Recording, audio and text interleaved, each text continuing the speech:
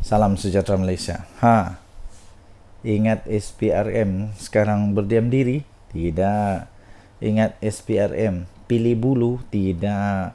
Apapun tomahan, apapun alasan, apapun yang disebut macam-macam salah guna kuasa lah, kata inilah, menggunakan badan kerajaan lah, itu semua salah.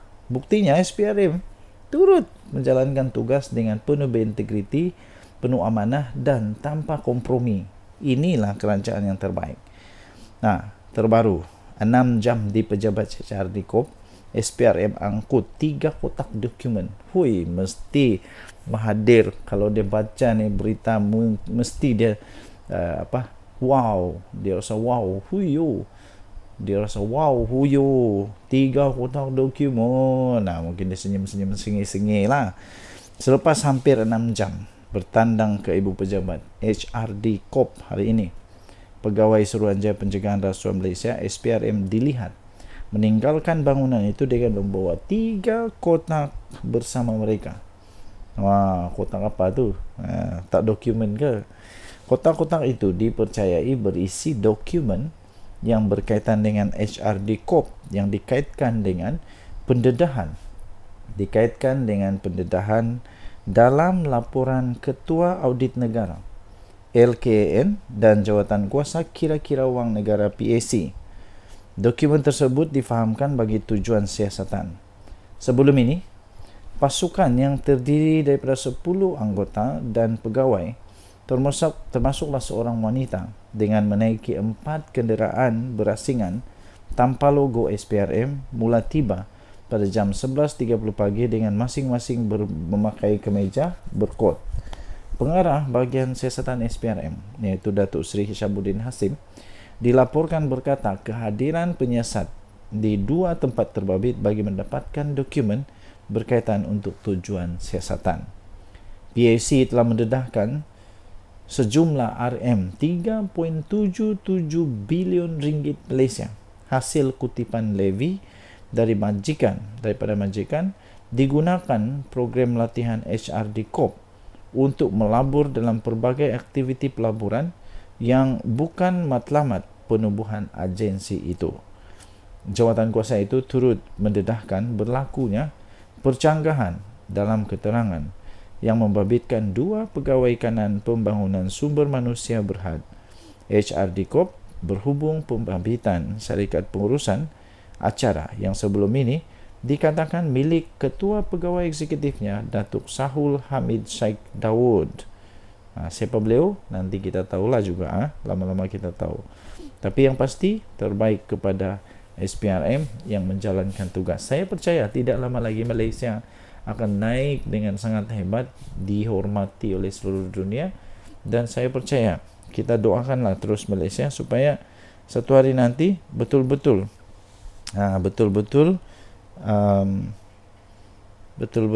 tidak ada lagi rasuah.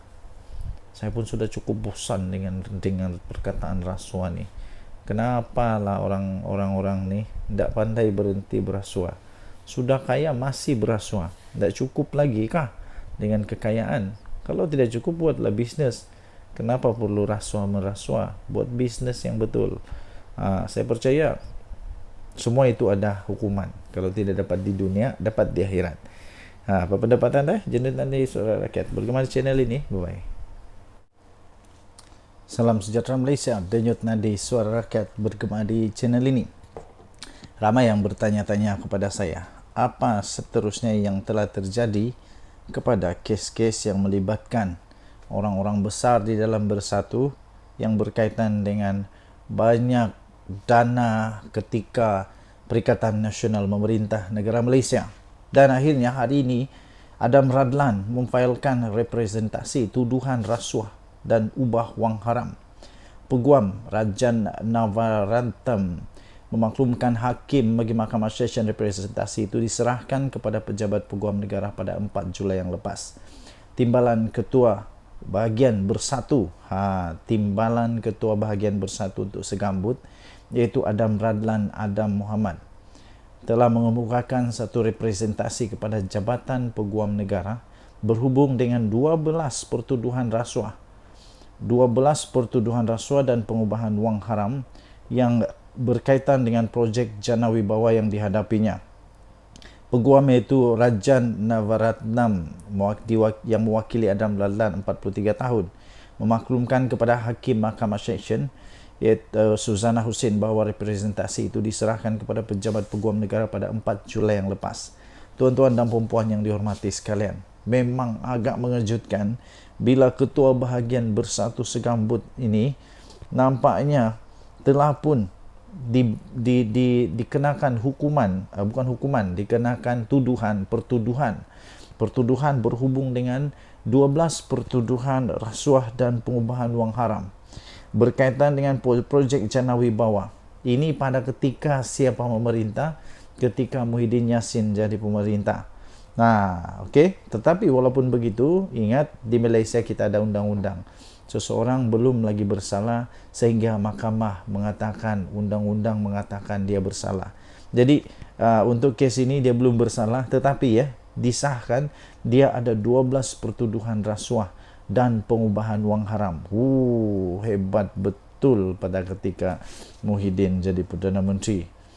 Macam kita pernah ingat dulu, ada seorang juga yang macam begini juga. Pihak pendakwaan memerlukan masa sebulan untuk meneliti dan mengkaji representasi yang dikemukakan oleh anak guam kami. Oleh itu kami mohon penangguhan perbicaraan kes yang ditetapkan pada bulan ini, kata peguam itu.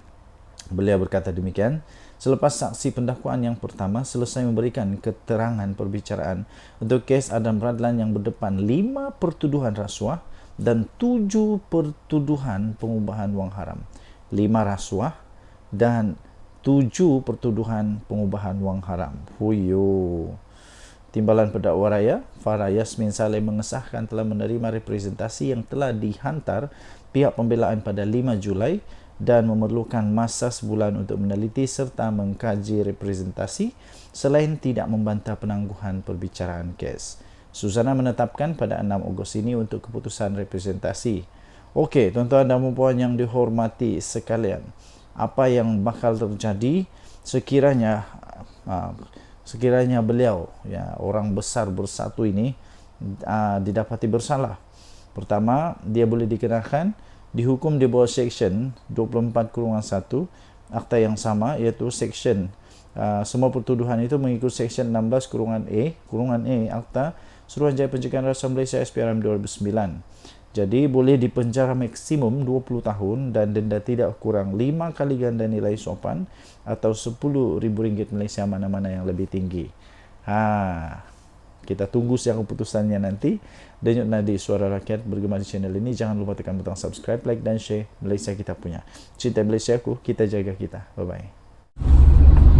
Salam sejahtera Malaysia. Denyut nadi Suara Rakyat bergema di channel ini. Kekalahan di Sungai Bakap menyebabkan banyak orang berpendapat. Salah satunya ada satu artikel yang saya baca, sokongan kepada kerajaan akan boleh akan berlaku terus merundum kerana keputusan-keputusan yang diambil oleh kerajaan yang tak populis. Yang tak populis ini maksudnya ialah seperti menaikkan mewujudkan dasar minyak bersubsidi untuk diesel yang baru diumumkan. Lepas itu tentang cukai dan sebagainya. Itu yang tidak populis. Jadi pada pendapat anda, terutamanya yang penyokong-penyokong PHPN, memang benarkah keadaan ini berlaku dan patutkah, perlukah untuk Datuk Seri Anwar Ibrahim, Perdana Menteri Malaysia, untuk mengumumkan, menarik semula dasar-dasar yang tidak populis ini, keputusan-keputusan yang tidak populis, tidak disukai oleh rakyat ini. Sebenarnya pada pendapat saya, bukan semua rakyat terkesan. yang terkesan itu adalah orang-orang yang kaya saja. Sebab untuk orang-orang yang tidak kaya, kita tetap akan mendapat subsidi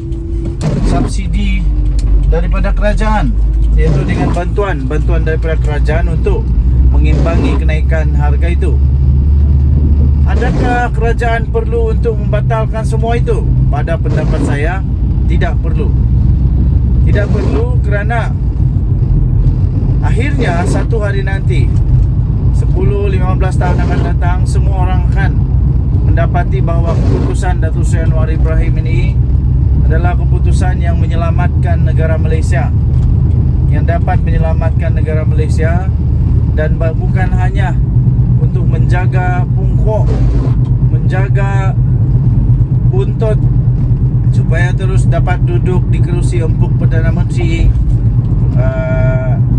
kerusi empuk MP dan sebagainya. Ada peribahasa bilang, biarku menjadi lilin yang dibakar memberikan cahaya. Jadi itulah keputusan-keputusan yang tidak populis ini, walaupun sekarang kelihatan seperti tidak bagus, tapi percayalah 15 tahun dari sekarang rakyat akan mulai mengingat bahawa ini antara keputusan yang berani yang menyelamatkan negara Malaysia. Jadi antara lain juga ialah keputusan tidak populis daripada PKR PH lah secara keseluruhan, yang mengambil keputusan bekerjasama dengan Zahid Hamidi dan terutamanya Zahid Hamidi, yang mana diketahui memang ada kes mahkamah. Jadi itu memang tidak populis juga. Adakah ini juga telah menyebabkan pengundi-pengundi Tegar, penyokong-penyokong Tegar Pakatan Harapan juga mulai meragui dan tidak lagi terlalu tegar, tidak lagi menyokong apapun keadaan kepada Pakatan Harapan ini? Adakah perlu untuk PH melepaskan diri daripada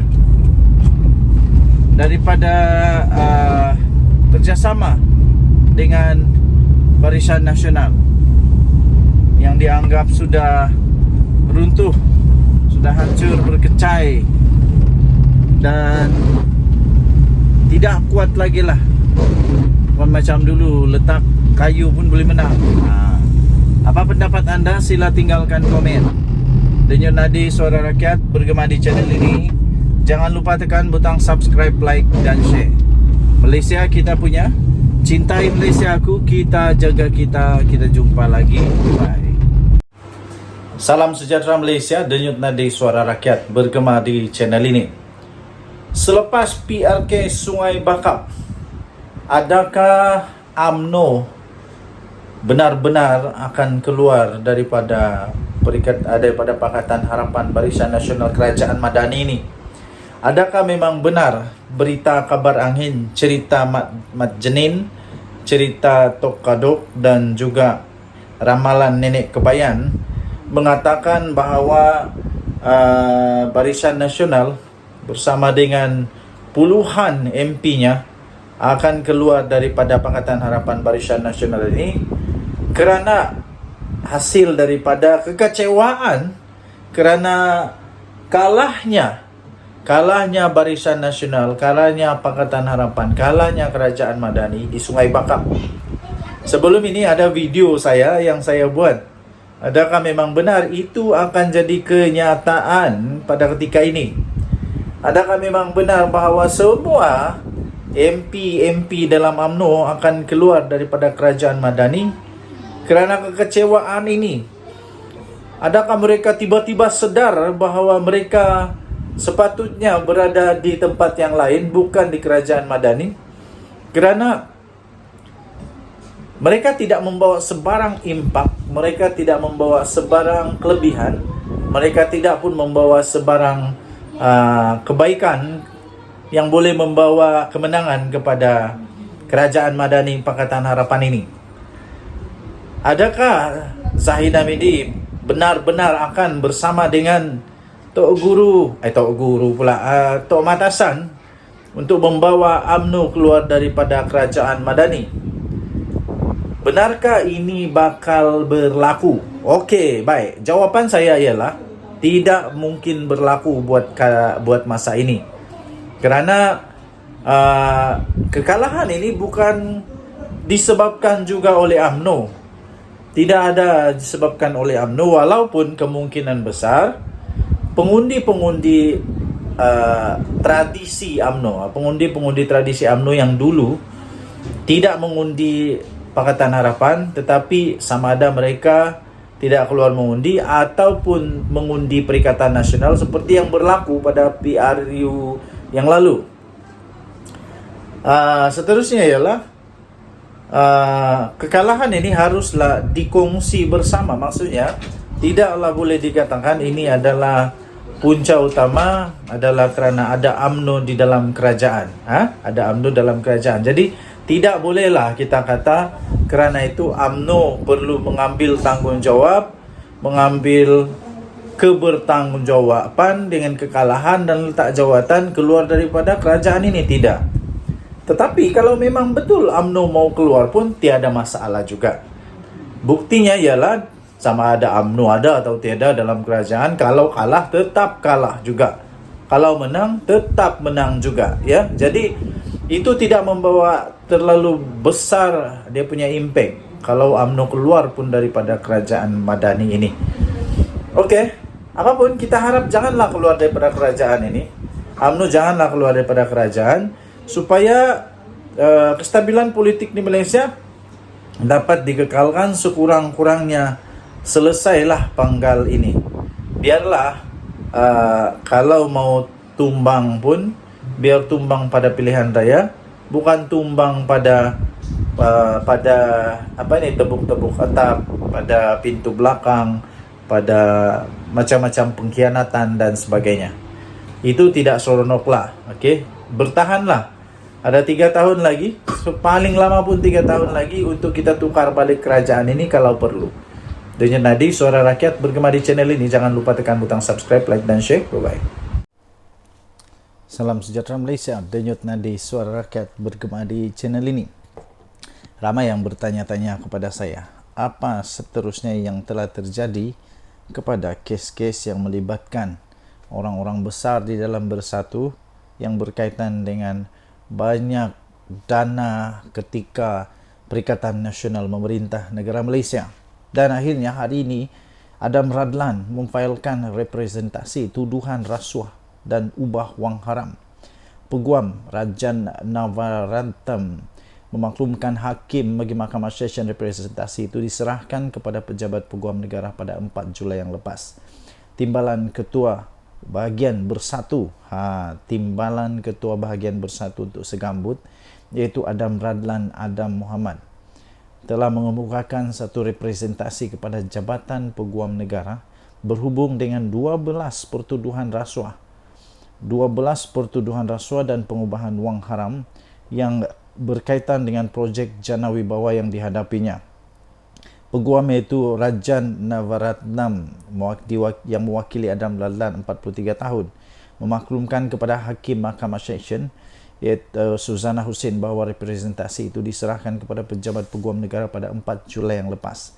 Tuan-tuan dan puan-puan yang dihormati sekalian, memang agak mengejutkan bila Ketua Bahagian Bersatu Segambut ini nampaknya telah pun dikenakan hukuman, dikenakan pertuduhan berhubung dengan 12 pertuduhan rasuah dan pengubahan wang haram berkaitan dengan projek Jana Wibawa. Ini pada ketika siapa memerintah? Ketika Muhyiddin Yassin jadi pemerintah. Okey. Tetapi walaupun begitu, ingat di Malaysia kita ada undang-undang. Seseorang belum lagi bersalah sehingga mahkamah mengatakan, undang-undang mengatakan dia bersalah. Jadi untuk kes ini dia belum bersalah, tetapi disahkan dia ada 12 pertuduhan rasuah dan pengubahan wang haram. Hebat betul pada ketika Muhyiddin jadi Perdana Menteri. Macam kita pernah ingat dulu Ada seorang juga yang macam begini juga, pihak pendakwaan memerlukan masa sebulan untuk meneliti dan mengkaji representasi yang dikemukakan oleh anak guam kami. Oleh itu kami mohon penangguhan perbicaraan kes yang ditetapkan pada bulan ini, kata peguam itu.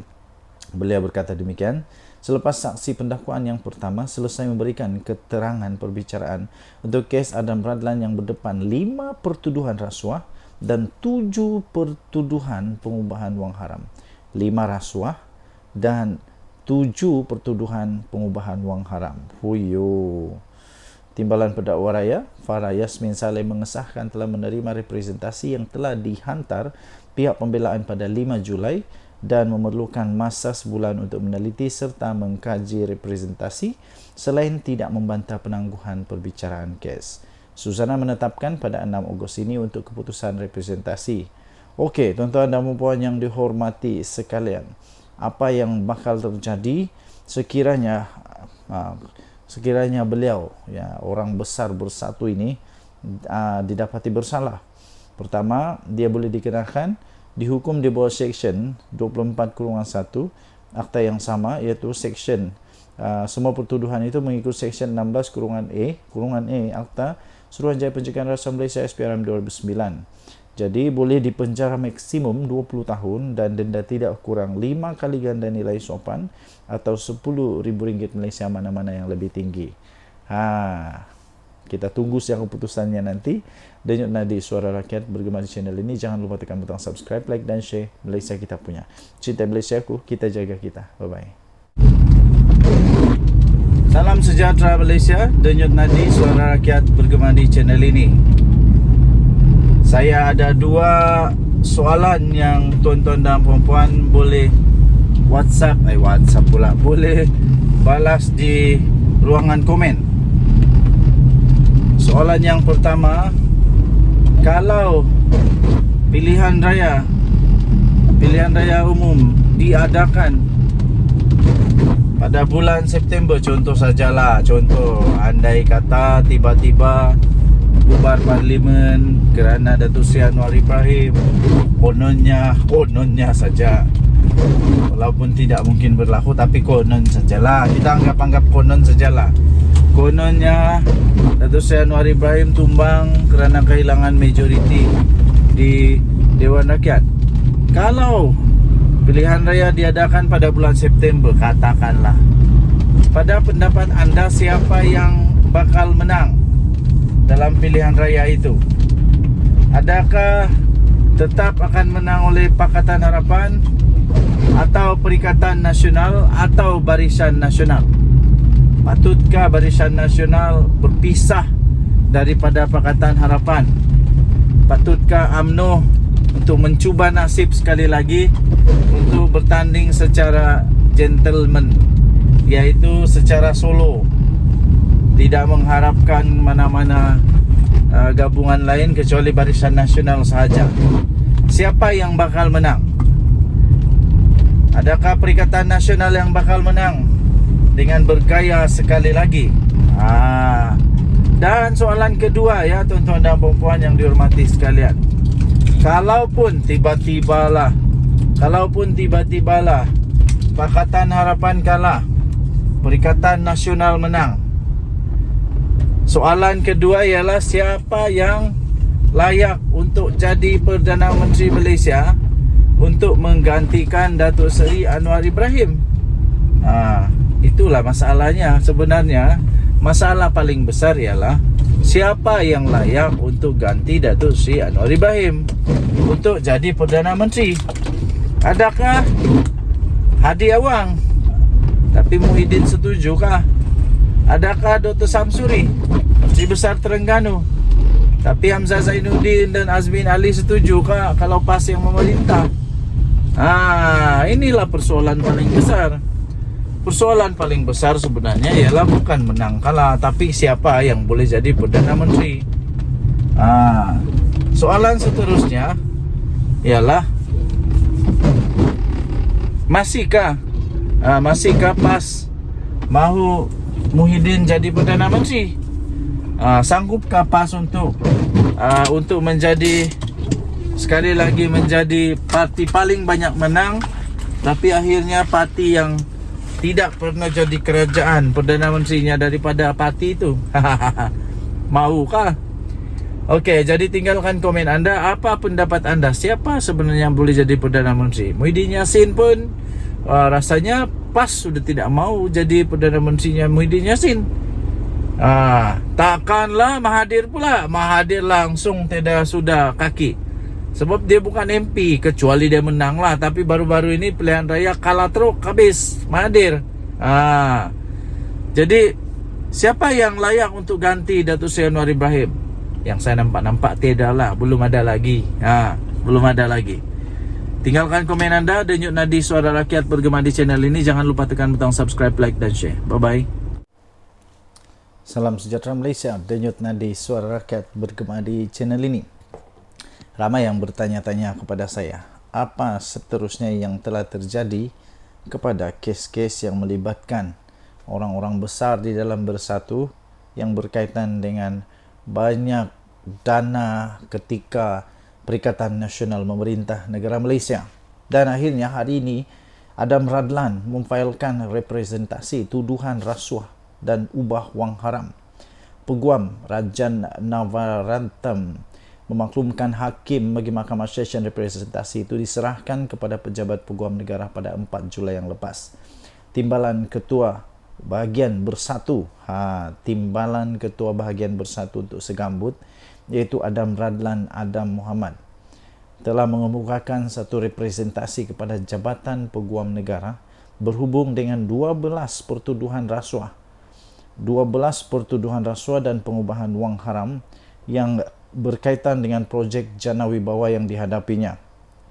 Peguam iaitu Rajan Navaratnam yang mewakili Adam Radlan 43 tahun memaklumkan kepada Hakim Mahkamah Seksyen iaitu Suzana Hussein bahawa representasi itu diserahkan kepada pejabat peguam negara pada 4 Julai yang lepas. Tuan-tuan dan puan-puan yang dihormati sekalian, memang agak mengejutkan bila Ketua Bahagian Bersatu Segambut ini nampaknya telah pun dikenakan hukuman, dikenakan pertuduhan berhubung dengan 12 pertuduhan rasuah dan pengubahan wang haram berkaitan dengan projek Jana Wibawa. Ini pada ketika siapa memerintah? Ketika Muhyiddin Yassin jadi pemerintah.